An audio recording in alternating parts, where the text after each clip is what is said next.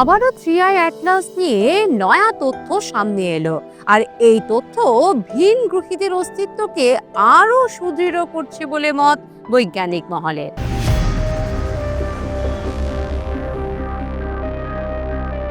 Alien নিয়ে কৌতূহল যেমন জ্যোতির্বিজ্ঞানীদের আছে, তেমনি কিন্তু মানুষের মধ্যেও এর কৌতূহলের অন্ত নেই। তাই থ্রিআই অ্যাটলাসের সন্ধান মেলার পর থেকেই এটি নিয়ে চলছে চুলচেরা বিশ্লেষণ। বিজ্ঞানীরা এটি নিয়ে গবেষণা চালিয়েই যাচ্ছেন। সৌরজগতে পৃথিবীর মতো অন্য কোনো গ্রহে প্রাণের অস্তিত্ব আছে কিনা তা নিয়ে প্রতিনিয়ত একটা খোঁজ চলছে।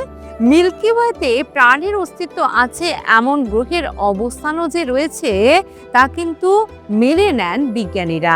আর সেই বিশ্বাস ও কৌতূহলেরই এক চমৎকার উদাহরণ এই থ্রিআই অ্যাটলাস বলে মত বিজ্ঞানী মহলের। বিশ্বজুড়ে এলিয়েনের অস্তিত্ব নিয়ে বহু গবেষণা ইতিমধ্যেই হয়েছে। সেই গবেষণায় আশার আলো জাগায় এই থ্রিআই অ্যাটলাস। থ্রিআই অ্যাটলাসের গঠন দেখে এবং তার আচরণ দেখে এটা নিশ্চিত হয়েছিল যে এটি নিশ্চয়ই ভিন গ্রহের বাসিন্দার দ্বারা পরিচালিত। সেই থ্রিআই অ্যাটলাস নিয়ে আরো কিছু নতুন তথ্য সামনে আসলো, যা এই ভিডিওর মাধ্যমে আমরা তুলে ধরব। তাই এটি জানতে সম্পূর্ণ ভিডিওটি দেখুন।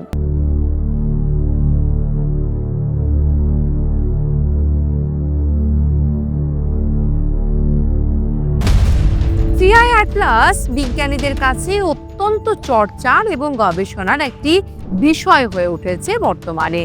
নাসা তথ্য অনুযায়ী এটি এমন এক মহাজাগতিক পথিক যে জন্মেছে আমাদের সূর্য পরিবারেরও বহু আগে বলে মত তাদের, আর এসেছে এমন এক অজানা অঞ্চল থেকে যার মানচিত্র বিজ্ঞানীদের কাছে আজও অচেনা। আর এই থ্রিআই অ্যাটলাসের গঠন মহাজগতে এলিয়েনের অস্তিত্বের আরো সত্যতা জাগিয়ে তোলে বলে মত বিজ্ঞানীদের এক অংশের।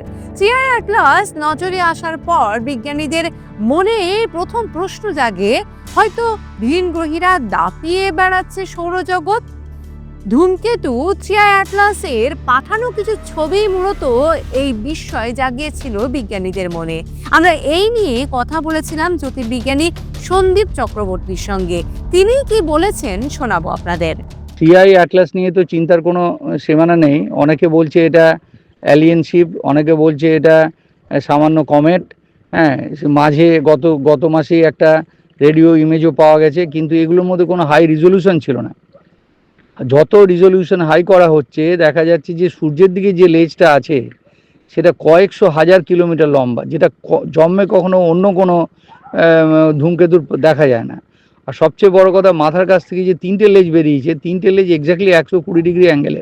সেইটা দেখে আবার একটা নতুন স্পেকুলেশন শুরু হয়েছে এবং হার্ভার্ড ইউনিভার্সিটির প্রফেসর এভি লোয়েব আজকে সকালেই একটা পোস্ট করেছে যে এটাতে হতে পারে যে অ্যালিয়েনরা অর্থাৎ ভিনগ্রহী প্রাণীরা এটার গায়ে ওরা চড়ে বসেছে, হিচ হাইক করেছে।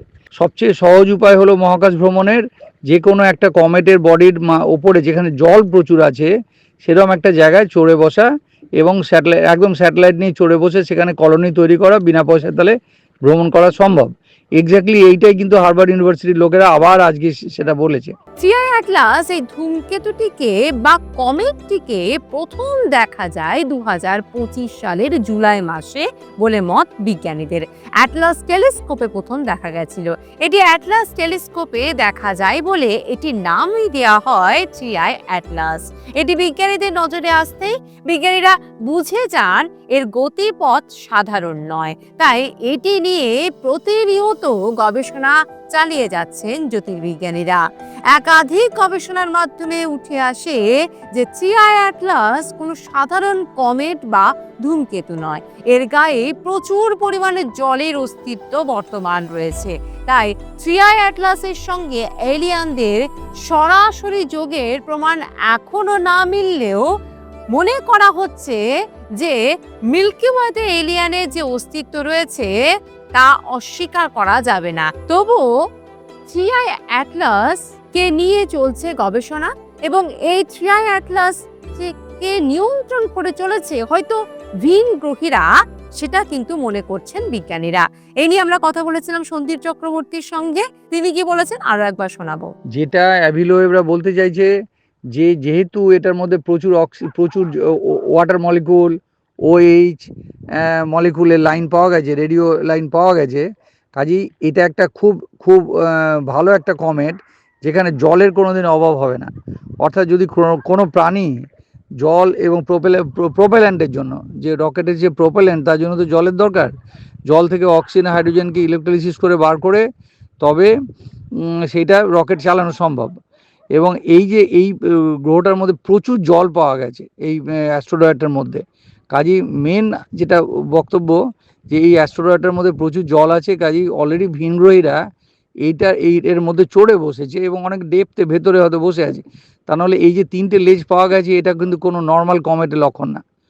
অনেকে বলছে এটা কমেট, সেটা রিজলিউশন খারাপ বলে, কিন্তু আভিলোয়েভরা যখন হাই রিজলিউশন ইমেজ তুলছে দেখা যাচ্ছে যে মাথার কাছে 3টে জেট আছে এবং 3টে জেট এক্স্যাক্টলি 120 ডিগ্রি অ্যাঙ্গেলে, যেটা অন্য কোনো ধূমকেতু দেখা যায়নি।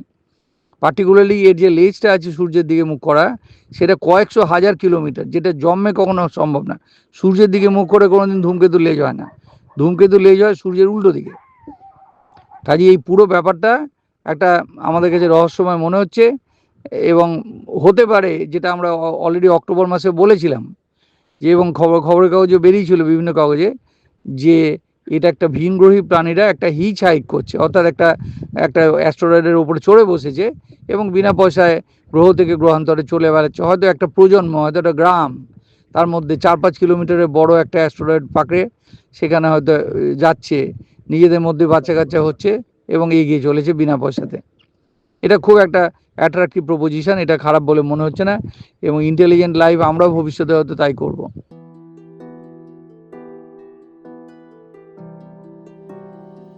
তবে টিআই অ্যাটলাস নিয়ে নাসার বক্তব্য হচ্ছে, বিখ্যাত হাবল টেলিস্কোপ, জেমস ওয়েব গত কয়েক মাসে এই টিআই অ্যাটলাস এই কমেটের যেসব হাই রেজলিউশন ছবি আর স্পেকট্রাল ডেটা পাঠিয়েছে, তাতে মনে হচ্ছে টিআই অ্যাটলাস পরিণত করছে ইতিহাসের অন্যতম বেশি পর্যবেক্ষিত ধূমকেতু হিসেবে। তবে ধীরে ধীরে এই ধূমকেতুটি পাড়ি দিতে পারে আরো বহু দূরে বলে মত বিজ্ঞানীদের।